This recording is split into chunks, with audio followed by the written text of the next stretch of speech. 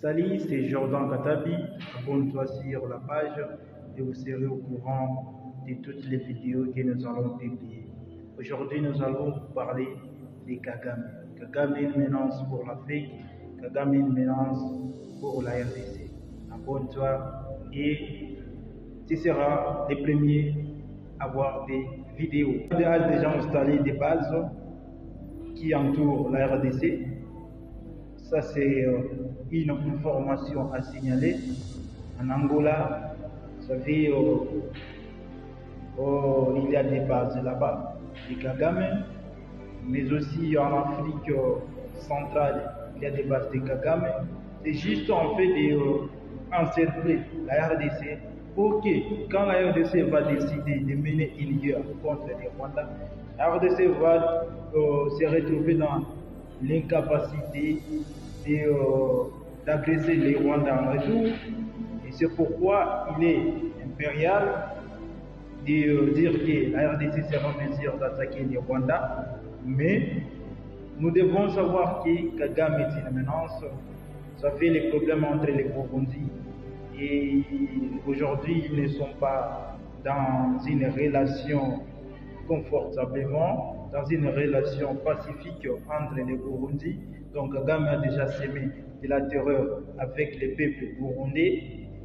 Kagame aujourd'hui veut à tout prix revendiquer quelques territoires qui sont au Congo. Aujourd'hui, les Rwandais possèdent des armes qui sont sophistiquées que la RDC n'a pas. Des armes qui sont prêtes à mener une guerre offensive contre la RDC. Mais je ne sais pas si les autorités congolaises ont déjà songé à ça, de protéger leurs habitants. Bon, la question reste la même, on se pose nous tous, mais en tant qu'un résident, un Congolais, nous devons songer à sauvegarder nos terres, à sauvegarder les terres qui étaient nous a données. C'est-à-dire toutes les parties qui sont membres de la superficie de la RDC. La RDC doit protéger ça. Mais aujourd'hui, les Rwandais ont des armes. On se demande, les Rwandais, est-ce qu'il y a des usines pour en fabriquer des armes?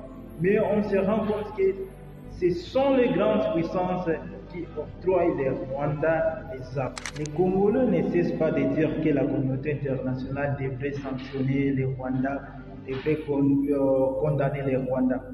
Mais nous oublions que la communauté internationale est comme Satan. C'est de dire à Satan d'enlever ces démons qu'il a lui-même plantés dans ce monde. C'est-à-dire, en aucun jour, la communauté internationale sanctionnera les Rwandais. Mais, quant à la RDC devrait chercher d'autres alliés qui sont puissants, qui seront capables de signer des accords gagnant-gagnant entre la RDC et ses alliés et ses pays amis pour protéger, pour se défendre. Aujourd'hui, nous sommes dans l'incapacité de signer même des accords qui seront gagnant-gagnant avec d'autres puissances.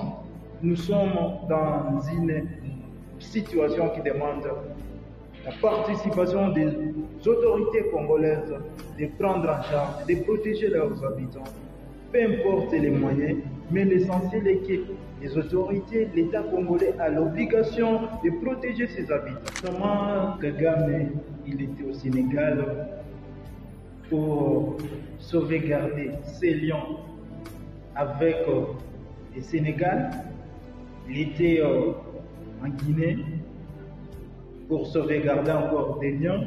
Et si vous voyez la foule qui a accueilli le président rwandais, vous trouverez que ce monsieur est trop dangereux. Et si nous restons comme ça, en train maintenant de faire des tapages, en train maintenant de nous entretuer congolais, nous allons perdre ces Congos. Xi Jinping était au Rwanda. Aujourd'hui, il y a une loi qui bientôt sera appliquée, dont le Royaume-Uni va envoyer des demandeurs d'asile au Rwanda. Je sais que vous êtes au courant de cette loi. C'est pour dire que